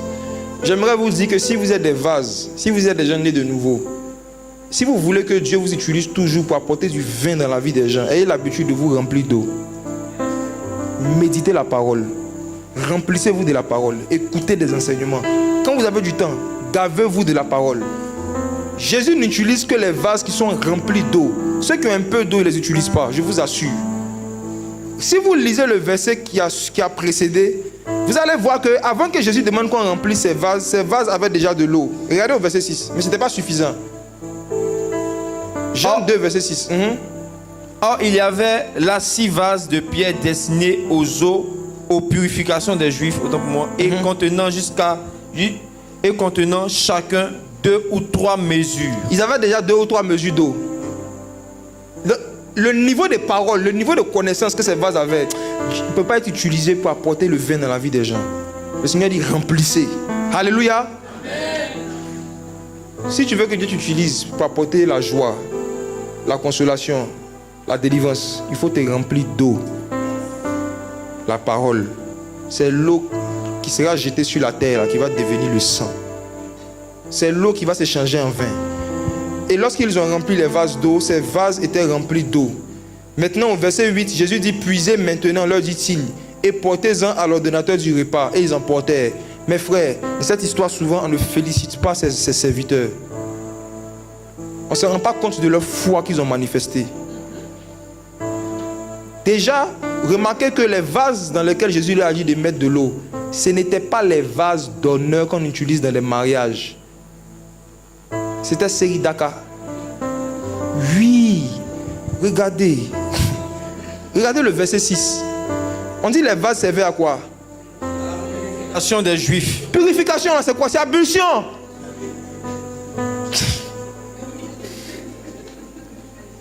Les récipients dans lesquels les gens prenaient pour laver leur bouche, faire des ablutions. Jésus dit à ces gens de prendre ça pour porter ça sur table de mariage. Et puis ils ont obéi. Il ne l'a pas dit de prendre des vases d'or. Il ne l'a pas dit de prendre des jolis vases, des vases d'honneur, des vases en argent. Il a dit de prendre des vases de pierre qui sont viles, les choses viles, celles qu'on méprise. Jésus a dit de prendre des séries d'Aka. Il a dit de prendre des choses sales. Il va les utiliser. Prenez des vases de pierre. Et ce qui est grave dans l'histoire, le vase même est déjà sale. Si tu remplis ça d'eau, c'est beaucoup d'eau sale. Maintenant Jésus dit prenez l'eau sale là, puisez, et puis allez donner. Tout ce temps là, c'était pas encore devenu du vin. Mais ils ont obéi. Si c'était moi, j'allais m'arrêter et dire Seigneur Jésus, si tu comprends bien, tu veux me faire perdre mon travail, c'est ça? Tu veux qu'on me renvoie? Ce qu'on va faire, voilà, nous-mêmes 20 nous avons jamais tué. Donc, on ne va plus boire vin, on va s'arrêter là. Parce que là, tu es un charpentier, il faut dire la vérité, tu n'as pas d'eau. Tu es en train de nous faire des trucs bizarres. La Bible dit que les gens ont obéi, ils avaient la foi. La foi, c'est ça. Dieu te dit de faire quelque chose. Ça semble illogique, mais tu sais que Dieu t'a parlé, tu obéis. Et dans les fouilles, les gens voient que c'était Dieu qui t'avait parlé. La Bible dit que lorsqu'ils ont apporté l'eau, pendant qu'ils apportaient l'eau, oh, au verset 9, on dit quand l'ordonnateur du repas eut goûté l'eau qui s'est changée en vin. L'eau s'est changée en vin où? Dans sa bouche. C'est lorsque l'eau est rentrée dans sa bouche que ça s'est changé en vin. Sinon, jusque là, c'était de l'eau. Mes frères et sœurs, celui qui accepte l'eau, qui accepte la parole de Dieu, quand ça va rentrer en lui, ça va prendre la forme du besoin. Parce que ces gens avaient besoin de vin, non? L'eau est devenue du vin pour eux. Mes frères et sœurs, ce soir, le Seigneur veut répondre à vos besoins. Il veut répondre aux désirs les plus profonds de votre cœur. Il dit simplement accepter l'évangile, c'est tout. Croyez en sa parole, méditez sa parole jour et nuit. Cette eau-là va devenir du vin. Une parenthèse. C'est l'un des seuls mariages dans la Bible où on ne cite pas le nom du marié. On parle des mariages de quelqu'un et puis on ne cite pas son nom, ni le nom de sa femme. Maintenant, on parle de quelqu'un qui n'était même pas dans le comité d'organisation. La Bible raconte le mariage de deux personnes et la Bible ne parle que de Jésus dans le mariage. C'est pour dire quoi? Si tu es marié et que Jésus n'est pas dans ton mariage n'existe pas dans le monde spirituel.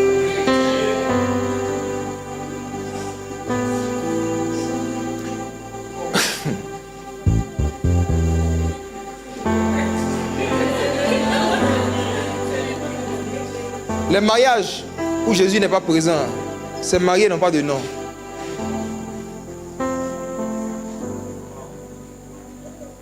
Surtout dans cette génération où le péché est moins cher comme ça, le péché en solde. Oh. Ça sera vraiment compliqué de rester dans un mariage s'il n'y a pas Jésus. Ça sera compliqué. Parce que forcément, à un moment, quelque chose va manquer. Le vin. Le vin, c'est l'image de la joie. Regardez des mariés qui ont invité leurs amis, qui ont invité leur famille. Et dans leur culture, la chose qui t'honorait devant les gens dans un mariage, c'était le vin. S'il n'y a pas ça, vraiment, c'est la honte pour toi. Imaginez-vous comment ces gens allaient se prendre la honte si Jésus n'était pas dans leur mariage. Imaginez-vous comment les gens allaient le voir si Jésus n'était pas dans le mariage. Et ce qui est extraordinaire, c'est que ce ne sont même pas les mariés qui sont allés voir Jésus pour qu'il intervienne dans leur mariage. C'était Marie. C'est Marie qui était invitée. Et on dit Jésus fut aussi invité. En fait, l'invité d'honneur, c'était Marie dans le mariage. C'était elle. C'est pour dire quoi? Vous pouvez intercéder pour des gens dont les foyers ne vont pas bien. Et Jésus va intervenir dans leur mariage. Si Marie n'était pas allée voir Jésus, je ne pense pas que les mariés eux-mêmes seraient allés voir Jésus parce qu'ils ne le connaissaient pas. Ils n'avaient pas de relation avec lui. Vous connaissez des couples qui n'ont pas de relation avec le Seigneur. Et le vin est en train de manquer. La joie commence à disparaître. Priez pour eux. Ne les encouragez jamais à divorcer. Il faut que le divorce soit la dernière option. Il faut que ce soit vraiment, on a tout essayé. Jésus même est venu donner le vin, mais malgré ça, les mariés disent qu'ils ne veulent pas. Ok. Mais il ne faudrait pas que ce soit la première solution comme ça directement. Non. Il y a des personnes qui se sont battues pour ne pas divorcer. Et comme l'autre voulait forcément partir, le Seigneur dit dans 1 Corinthiens 7, si le non-croyant veut se séparer, qui se sépare? Dans ce cas, le frère ou la soeur est libre. Mais je parle d'une génération où aujourd'hui, comme je dis souvent, petit palabre en même temps, je me bats. Petit malentendu, je me casse, je me bats, je me casse. C'est ça qui n'est pas bon. Souvent, il faut prier pour les gens, pour dire Seigneur Jésus, ils n'ont plus de vin. Regarde ce mariage, il n'y a plus de vin. Et puis les invités ne savent même pas. Autre miracle qui s'est passé lors de ce mariage. Regardons ça dans la phrase de l'ordonnateur du repas. Regardez ce qu'il a dit. Verset 9. Verset 9. Jean 2. Quand l'ordonnateur du repas eut goûté l'eau changée en vin, ne sachant d'où venait ce vin, tandis que les serviteurs qui avaient puisé l'eau le savaient bien. Et ils n'avaient pas puisé le vin, ils avaient puisé l'eau. Cette histoire est trop miraculeuse. Continuons. Il appela l'époux et lui dit, tout homme sait d'abord le bon vin. Ils ont félicité le marié, on lui a attribué la gloire de Jésus. On pensait que c'était lui qui était un puissant gars. La Bible dit qu'on l'appelait pour le féliciter. Jésus n'a même pas été glorifié dans le mariage. Non. Ils ont appelé l'époux. On dit non, tu sais, tu es sage. Parce que normalement, tout homme sait d'abord le bon vin. Ensuite, puis le moins bon. Après qu'on s'est enivré, toi tu as gardé le bon vin jusqu'à présent. Oh mes frères, il y a beaucoup de maris qui ont vécu ça. Il y a des maris, le mariage partait en pagaille. Et puis un matin, tout est revenu dans l'autre. Eux, mais ils ne savent pas ce qui s'est passé. Et puis les gens les félicitent. Ils disent non, toi tu es un bon gars. Non, bravo. Si vous demandez au marié d'où le vin est, le marié ne peut pas vous répondre à l'époque. Je suis sûr que lui-même, c'est quand Jean écrit Jean 2, il a lu son mariage. Et puis il dit, ah, c'est une de mes connaissances qui a prié pour moi. C'est une de mes connaissances qui était venue plaider pour moi. Je suis sûr que le mari m'a été étonné, mais il a joué le jeu. On dit, non, tu es fort, hein. Parce que d'abord, tout homme sait le bon vin. Ensuite, le monde. Toi, tu as gardé jusqu'à la fin. Juste ce qu'il a dit, c'est pas moi, c'est la grâce de Dieu. En même temps, il se demande, mais de quoi il s'agit? Mais frère, il y a des miracles comme ça que Dieu fait dans nos vies. Les gens nous félicitent pour des choses. Les gens nous disent, non, mais tu es fort. Comment tu as fait ça? Et puis toi-même, tu as envie de leur demander, comment il a fait ça? Mais tu sais pas. Que Dieu te fasse vivre ce genre de miracle cette semaine. Que des gens autour de toi voient que tu produis des résultats, tu fais des choses. Et puis ils te disent, mais comment tu fais? Mais toi, tu sais pas. Parfois, peut-être parce que ta femme intercède pour toi. Marie, la vraie là, la vraie Marie là, c'est une intercesseuse qui intercédait quand elle était vivante. Et elle a dit aux gens, allez vers Jésus, faites ce qu'il vous dira. Ça c'est la vraie Marie, dans Jean 2. Elle a conduit les gens vers Jésus, pas vers elle. Mes frères et sœurs, voici un mystère dans la déclaration de cet homme. Tout homme sert d'abord le bon vin, puis le moins bon après qu'on s'est enivré. Suivez ceci. Je vais parler maintenant de comment est-ce que le sang de Jésus anéantit la puissance des démons. Regardez. Cet homme dit que la coutume qu'il y avait à Cana, c'est que quand il y a un mariage, on sert d'abord le vin qui saoule le plus. Vous suivez? Il dit on sert d'abord le vin qui saoule le plus. Ensuite, celui qui saoule moins, après qu'on se soit enivré.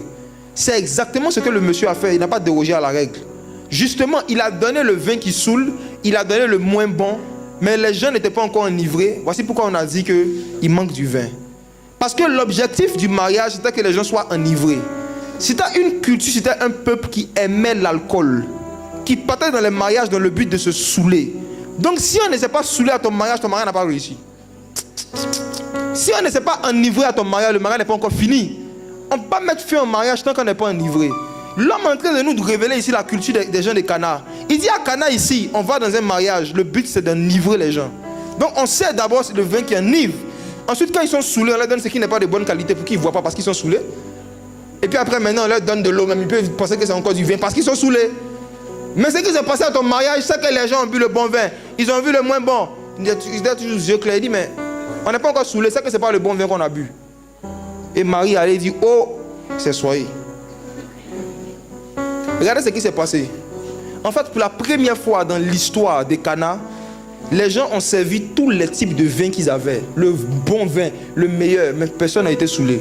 Quand Jésus est présent quelque part, on ne se saoule pas. La présence de Jésus a tué l'effet de l'alcool. Parce que Jésus était à ses mariages, les gens ont bu toutes sortes de vins, personne n'était enivré. J'ai peur des gens qui disent qu'ils ont Jésus mais qui se saoulent. J'ai peur d'eux. Parce que même à Cana, Jésus était présent. Le meilleur de leur vin n'a pas pu saouler quelqu'un. Donc pour eux, ils attendent un vin qui va venir achever. Tant qu'on n'est pas saoulé, la fête n'est pas terminée. Donc ce qu'ils appellent le bon vin, c'est un vin qui va les saouler. Ils attendaient ce vin-là. Mais regardez ce que Jésus a fait. Oh Jésus. Il prend l'eau. Et il leur fait croire que c'est de l'alcool. Oh Jésus. Foutaise prophétique.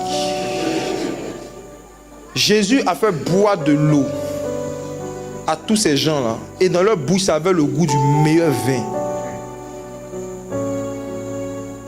C'est de l'eau que Jésus a fait servir. Mais dans la bouche de tous ceux qui buvaient, c'était le meilleur des vins.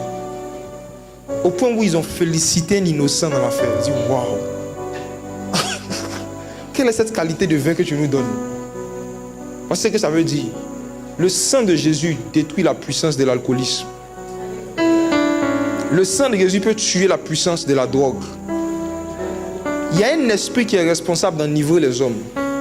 Et ce jour-là, cet esprit-là a croisé l'esprit de Dieu. Il y a un esprit qui est responsable de pousser les hommes dans des choses qui enivrent, dans les excès.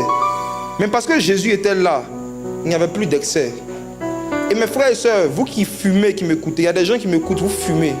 Il y a des gens qui m'écoutent, vous vous enivrez. Ce n'est pas interdit de boire de l'alcool, bibliquement parlant. Non, non, non, même Jésus en a bu. Mais le Seigneur dit dans Ephésiens 5, ne vous enivrez pas. C'est se saouler qui est le problème. Maintenant, chacun doit se connaître. Il y en a demi vers le sous. Voilà, donc, eux, on leur conseille de ne même pas toucher. Il y en a, dès qu'ils goûtent quelque chose en même temps, ils commencent à parler seuls. Il ne faut même pas s'amuser comme ça avec eux. C'est s'enivrer qui est le péché. Mais derrière l'ivresse, il y a un esprit. Et il se trouve que si quelqu'un est fatigué par une forme d'ivresse, il a besoin du sang de Jésus. Si quelqu'un n'arrive pas à arrêter avec la bière, avec l'alcool, avec la drogue, avec la cigarette, c'est Jésus seul qui peut l'aider. Et comment Jésus va l'aider? Le Seigneur va te donner sa parole, va te donner l'évangile. Et l'effet que l'alcool te faisait là, la parole de Dieu va te faire le même effet. L'effet que la cigarette te faisait, quand tu vas manger la parole comme ça, tu vas avoir l'impression que tu as fumé. La parole de Dieu peut te faire le même effet que les stupéfiants que tu consommes, mon frère. L'onction du Saint-Esprit saoule plus que l'alcool. Souvenez-vous que le jour de la Pentecôte, la première fois où le Saint-Esprit a rempli des gens, la Bible dit que les païens ont dit ils sont ivres. Et ils n'avaient pas tort. Mais ils se trompaient sur la substance qui les a enivrés. Ils ont dit ils sont ivres de vin. C'est ça qu'ils se sont trompés. Mais sinon ils étaient ivres de l'esprit. Mes frères et sœurs, Jésus veut qu'on soit saoulés.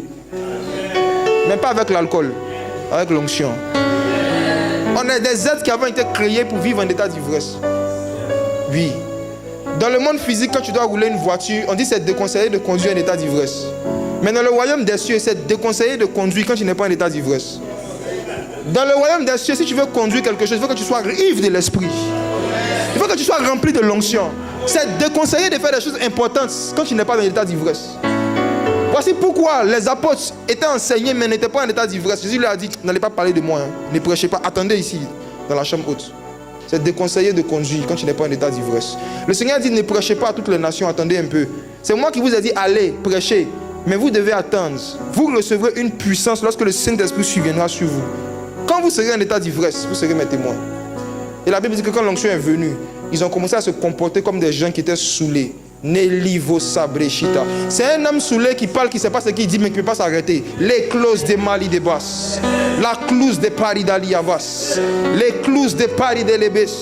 La Bible dit que les païens étaient là et regardaient ça et dit, ils sont ivres de vin. Allons se moquer d'eux. C'était 3000 moqueurs. Quand on lit Actes chapitre 2, on dit qu'ils étaient venus pour se moquer. Ils ont entendu des gens en train de parler. Ils disent, waouh, on n'a jamais vu un concert d'ivresse comme ça. Alors regardez, on va rire un peu. Ils sont venus rire. C'était amusant au début. Ils sont venus, ils ont trouvé des hommes, des femmes en train de faire Néliba Sidevis. Il dit, c'est quoi ça là encore? On dit soudain, en écoutant, ils ont commencé à les entendre parler dans leur propre langue. Voici ce qui s'est passé. En fait, les apôtres parlaient des langues. Et quand eux, ils entendaient ça dans leur propre langue. Les apôtres versaient de l'eau et cette eau se changeait en vin. Regardez, regardez. En fait, ces personnes-là, les apôtres, eux ne savaient pas qu'ils étaient en train de parler arabe, égyptien, crétois, mède.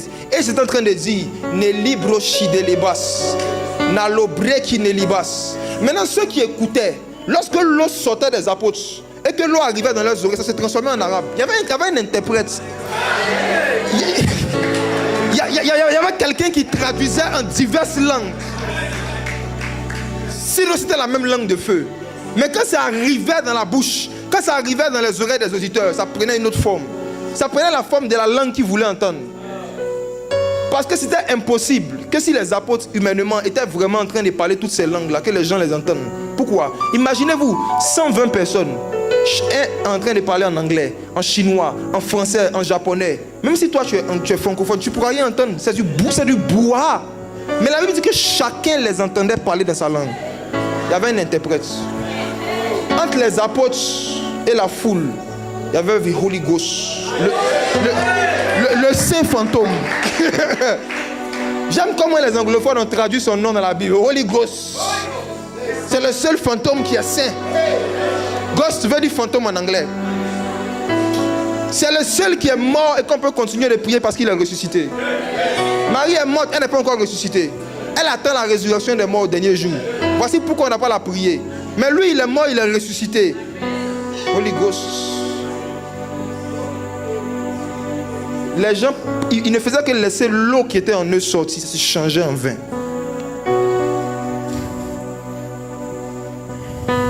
C'est l'origine du sang de Jésus. Regardons Apocalypse, chapitre 22, verset 1 uniquement. Apocalypse 22, verset 1. Qu'est-il écrit? Et il me montra un fleuve d'eau de la vie, limpide comme du cristal, Oui. qui sortait du trône de Dieu et de l'agneau. Jean a vu cette scène. L'eau qui sort de l'agneau.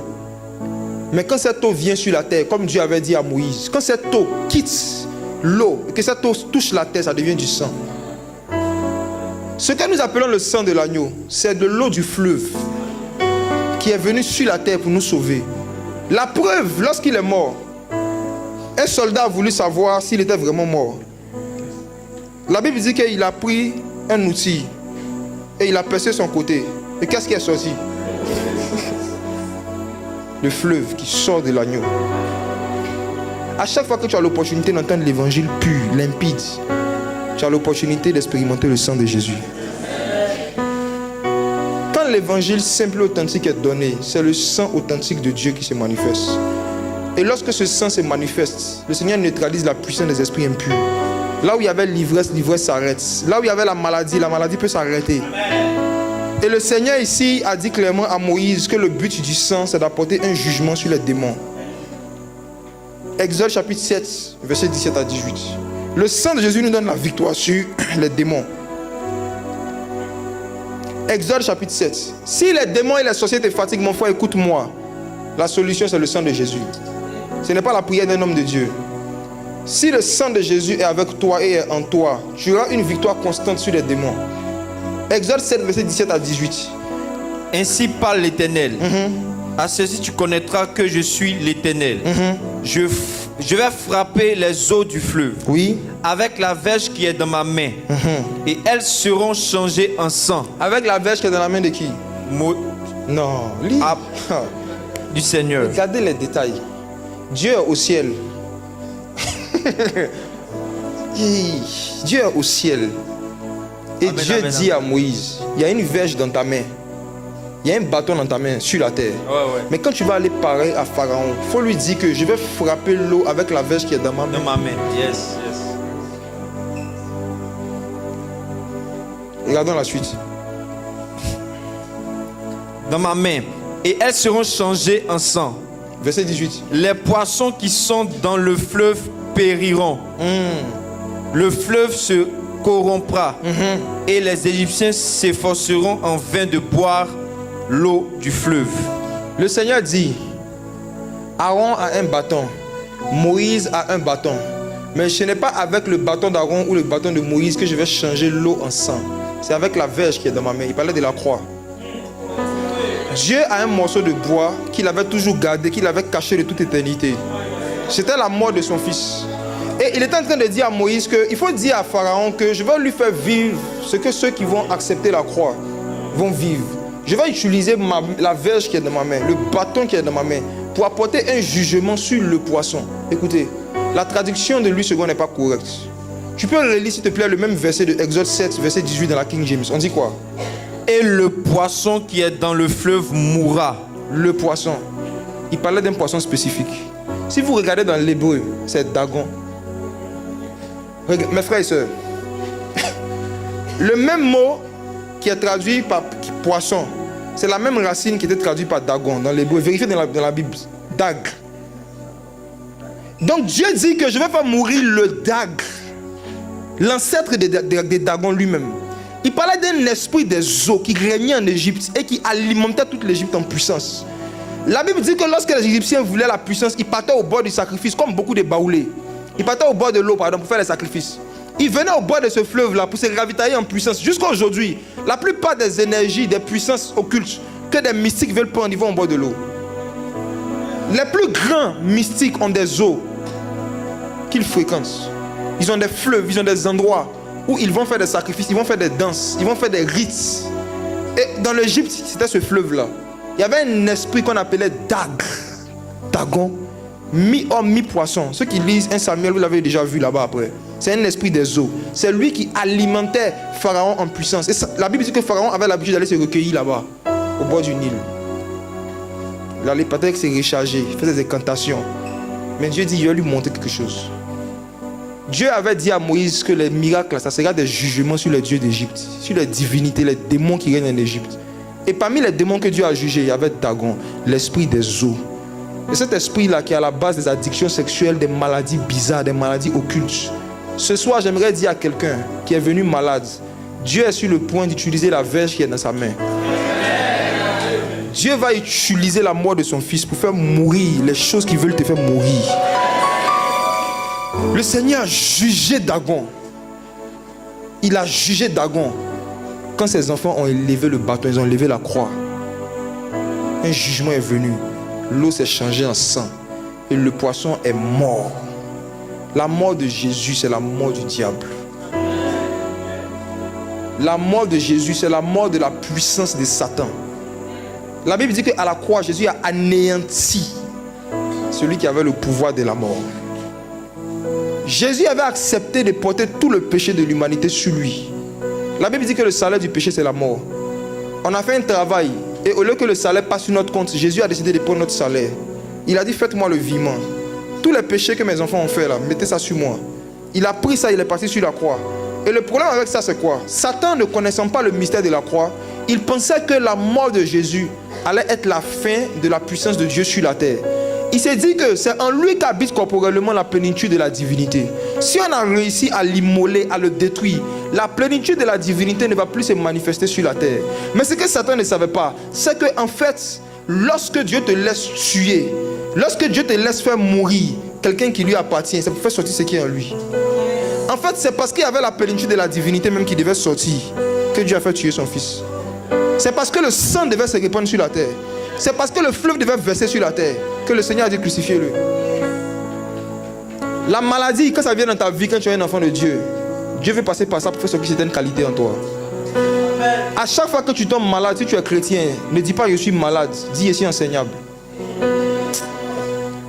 Quand Dieu te met dans un état de faiblesse physique, c'est qu'il veut te donner une force. C'est Paul qui a dit ça, non? Paul dit que j'étais malade. J'ai demandé au Seigneur de me guérir 3 fois. Il dit non, quand tu es faible, c'est là que je suis fort. Ce ne sont pas toutes les maladies qui sont mauvaises. Il y a des maladies qui sont des prétextes que Dieu utilise pour nous donner plus d'onction. Il dit tuez mon fils, vous allez voir. La Bible dit que lorsque Christ était crucifié, quand le sang était en train de verser de lui, le sang sortait de lui, la surface de la terre se recouvrait de ténèbres. Les ténèbres avaient commencé à remplir la terre. Et Satan a commencé à voir qu'il a fait une bêtise.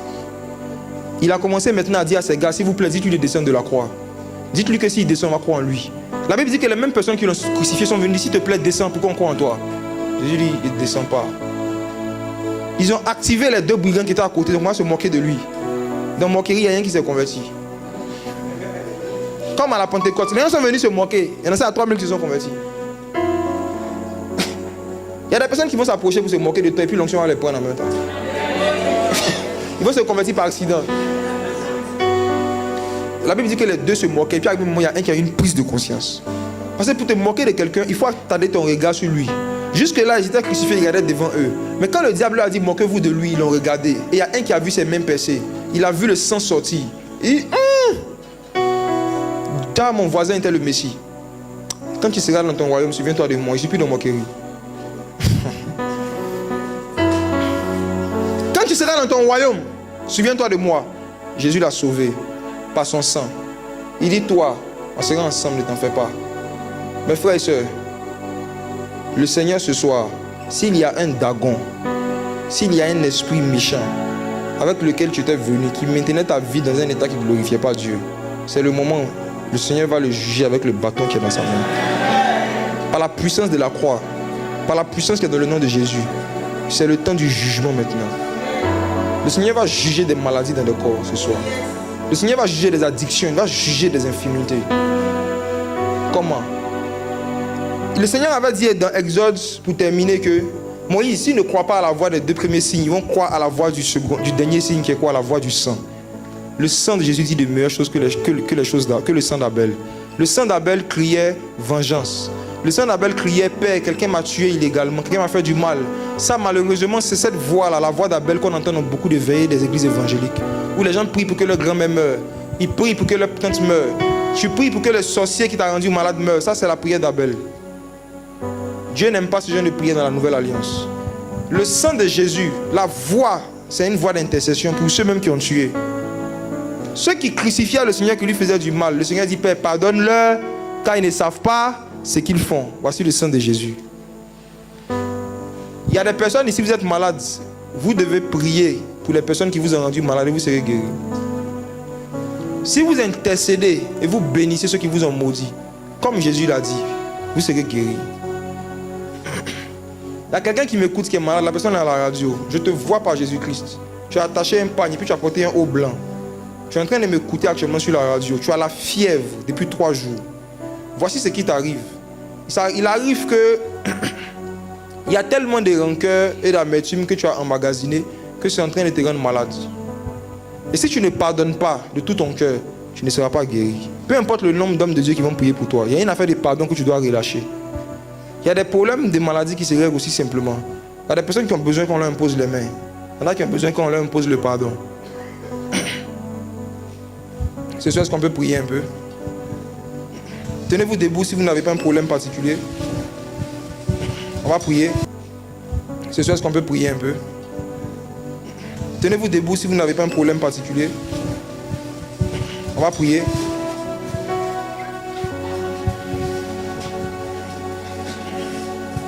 Si tu as suivi depuis le début,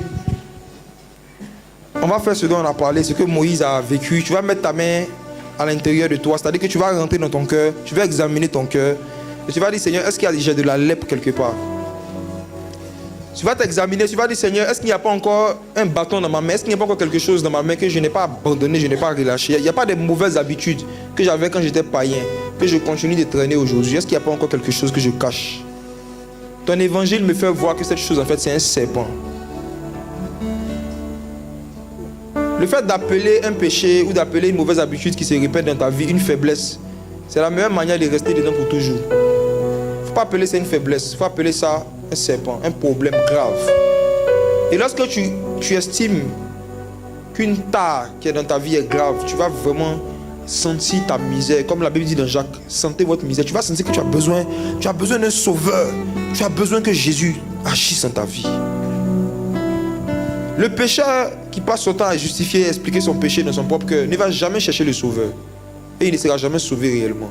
Mais le pécheur qui s'humilie, qui dit, oh, ça fait longtemps que je fais telle chose, ça fait longtemps que je suis dans ça, je n'arrive pas à arrêter. J'ai besoin que Dieu fasse un miracle. Il va s'humilier, il va dire, Seigneur, aide-moi. Ce soir, s'il y a quelque chose dans ta vie que tu sais qui ne glorifie pas Dieu, il y a des choses dans ton cœur que tu sais qui ne glorifie pas Dieu, humilie-toi.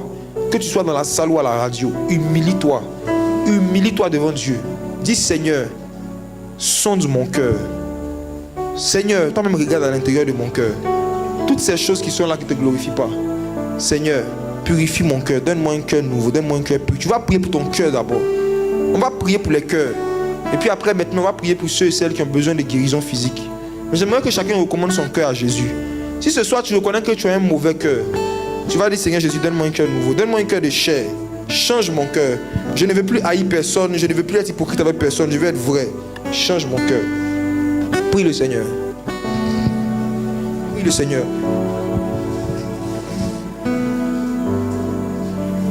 Prie le Seigneur.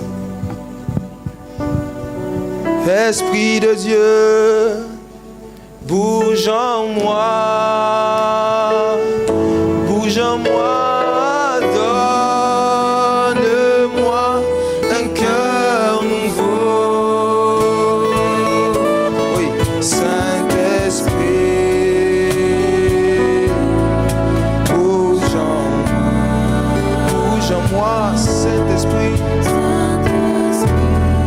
Bouge en moi, bouge en moi. Disons, Esprit de Dieu, Esprit de Dieu, bouge en moi, bouge en moi. Mon roi, bouge en moi. Donne-moi un cœur nouveau. Oh, Saint-Esprit, Saint-Esprit. Bouge en moi, bouge en moi.